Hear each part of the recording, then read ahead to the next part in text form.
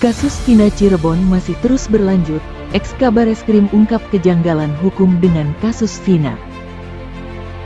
Pelajaran untuk aparat penegak hukum, Polri, jaksa, hakim, pengacara, dan pelajaran terbaik untuk bangsa Indonesia. Ya. Kita harus meninjau lebih makro lagi tentang sistem peradilan pidana Indonesia. Oke, dari kasus ini yang harus dijawab adalah apakah ini kasus kecelakaan apa bukan atau pembunuhan. Betul. Kalau kecelakaan harus dijawab juga apakah kecelakaan tunggal atau kecelakaan ada lawan.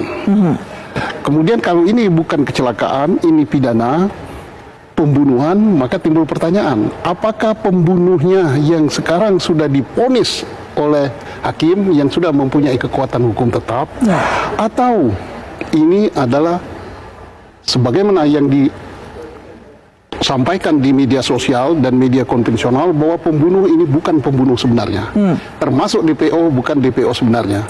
Ini yang harus dijawab. Baik. Nah, timbul pertanyaan, mengapa sampai terjadi demikian? Ini untuk koreksi kita, memperbaiki karena penyidikan awal tidak benar.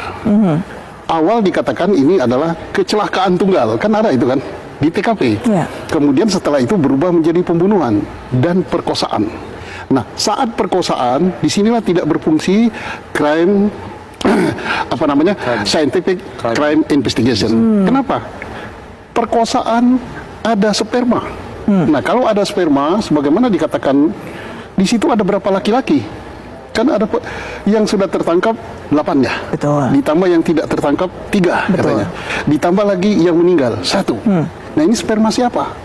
Kalau seandainya waktu itu diadakan tes DNA atau diuji di laboratorium, sperma ini milik A, B, C, D dan seterusnya, dan A, B, C, D inilah yang sudah divonis, maka tidak bisa mengelak.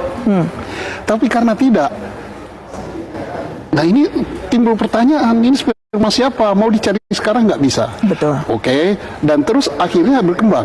DPO nggak tertangkap, berkembang, ini ada pejabat, ada apa-apa dan sebagainya. Karena apa? Ini pertanyaan, kasus yang sedemikian, identitas jelas, ditulis dan sebagainya, kok tidak ketangkap 8 tahun.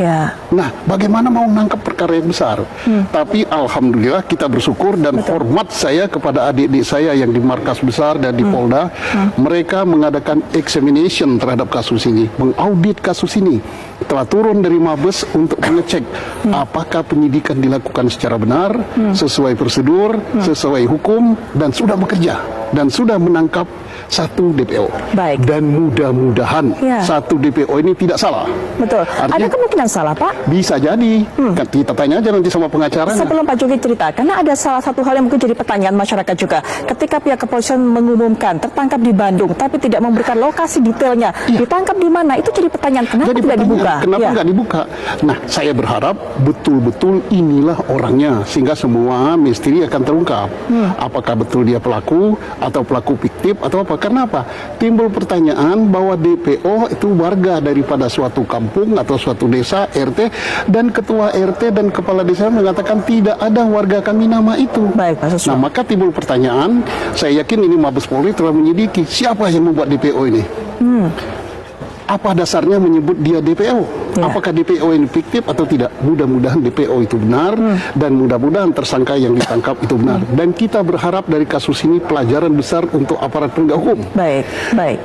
Penyidikan seandainya, ya ini tanda petik ya, saya tidak katakan penyidikan salah. Seandainya penyidikan salah, rekayasa dan sebagainya, mestinya ditolak oleh jaksa penuntut. Seandainya masih lolos juga, ini pasti divonis bebas oleh hakim pada tingkat pertama. Seandainya hakim tingkat pertama pun lalai, ini pasti divonis bebas oleh banding. Seandainya banding pun masih lalai juga, pasti ditolak oleh kasasi. Tapi kenapa ini dari sini sampai sini lolos semua? Ini harus kita perbaiki. Kalau seandainya, ya saya tidak mengatakan seandainya salah pada tingkat penyidikan, ternyata masih dihukum sampai mempunyai kekuatan hukum tetap, inkrah, berarti peradilan kita tidak sedang baik-baik saja.